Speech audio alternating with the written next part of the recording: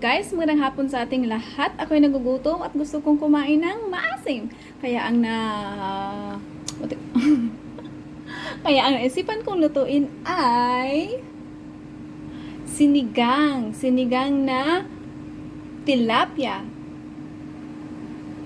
So ito guys, ang aking mga sangkap. Okay, may kamatis, may siling maanghang at merong siling pangsigang, kamatis, sibuyas at luya. At syempre, hindi mawawala ang ating bida sa pangsigang, tilapia! At syempre, hindi mawawala ang sinigang na seasoning, sinigang na sampalok at sinigang sa miso.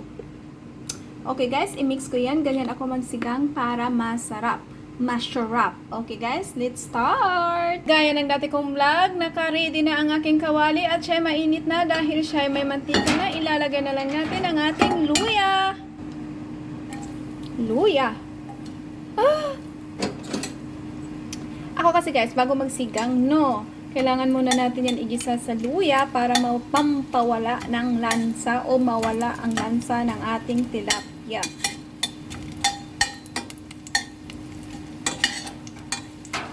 Tapos, pag lumabas na ang kanyang amoy, yung amoy ng ating luya, kapag lumabas na, ilagay naman natin ang ating tilapia.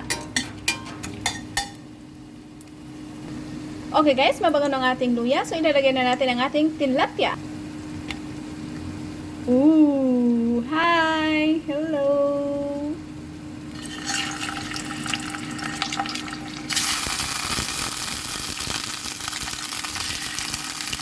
Hintay na lang natin na mag-iba ang kanyang kulay at ating babalik ka rin. Okay guys, check na natin ang ating prito. Gisa lang pala. Oh my goodness! Natanggal na ng balat niya guys, oy. Ibig sabihin, hindi pa ako marunong magluto.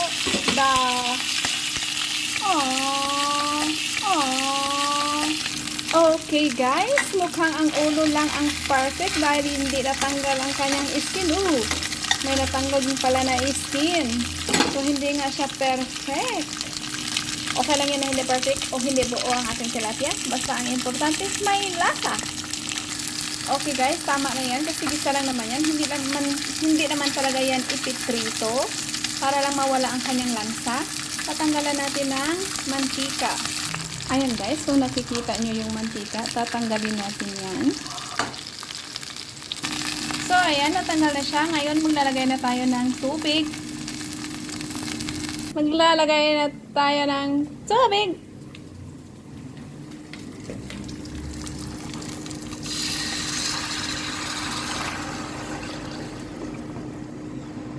Ulam namin yan, guys, ang kasama ko at sa akin kasi hindi naman sila kumakain ng tilapia.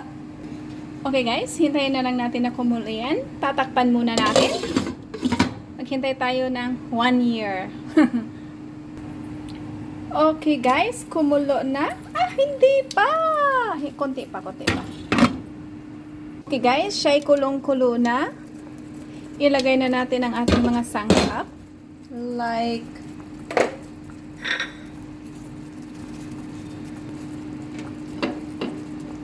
sibuyas, kamatis. Lagyan na muna natin itong labuyo. Pakuluin na muna natin ng saglit bago ilagay natin ang ating mga gulay. Takpan na muna natin guys para kumulo ng malakasang kulo. So ayan na guys, bubuksan na natin yan at siya kumulo na ng napakalakas na kulo. So ilalagay na natin ang ating talong. Hindi mo yan talong ha, talong na gulay at okra. Gutom na talaga ako guys. Naghahanap talaga ako ng maasim na pagkain. So ito talaga yung na isipan ko na kainin kasi maasim. Tapos lagyan naman ng sili o di kaya sausawan. Agoy, sarap.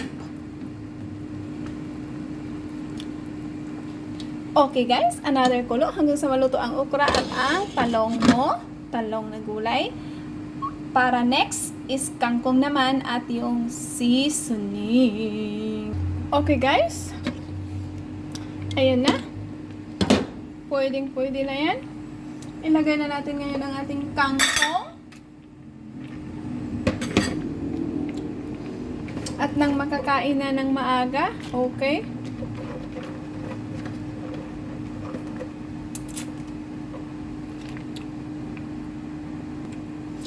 Okay.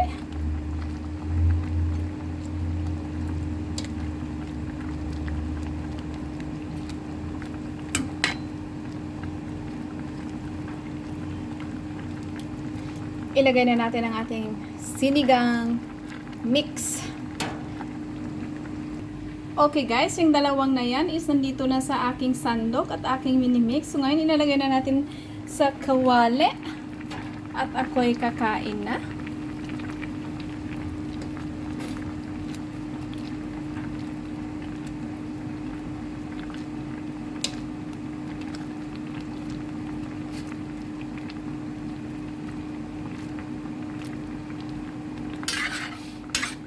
Nakakagutom.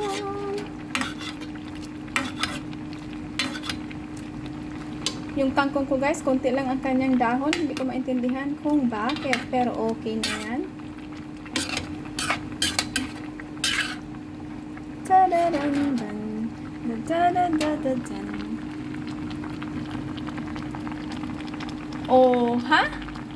Ngayon, ilagay na natin ang ating siling pangsigang.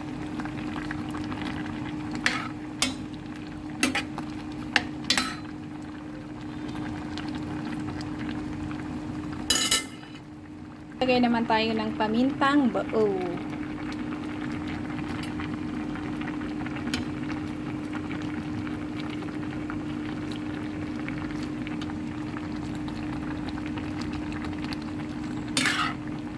Tikman natin guys, tikman natin.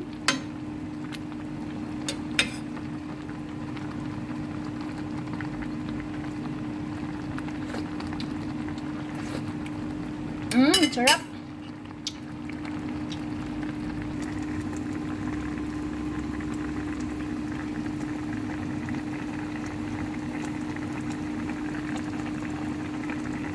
Okay guys, thank you for watching. Tapos na at ako'y kakain. Kain na tayo. Kagaya na sinabi ko sa inyo, nagugutom talaga ako.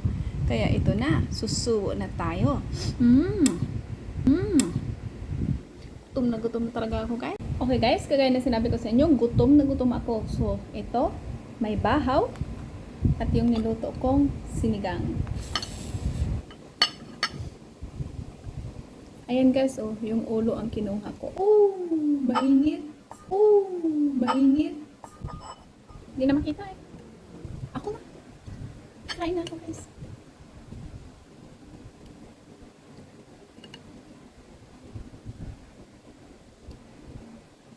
Papakita ko sa inyo guys, ako kain talaga ako. Kasi ako yung nagluto. So syempre, ako din yung kakain. Titikman ko yung niluluto ko. Okay?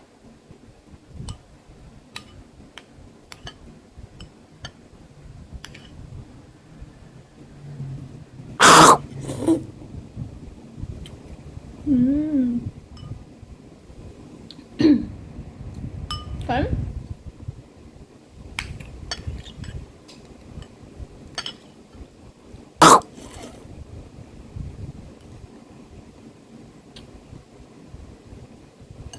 Okay guys, hindi ko natatapusin ang aking pagkain.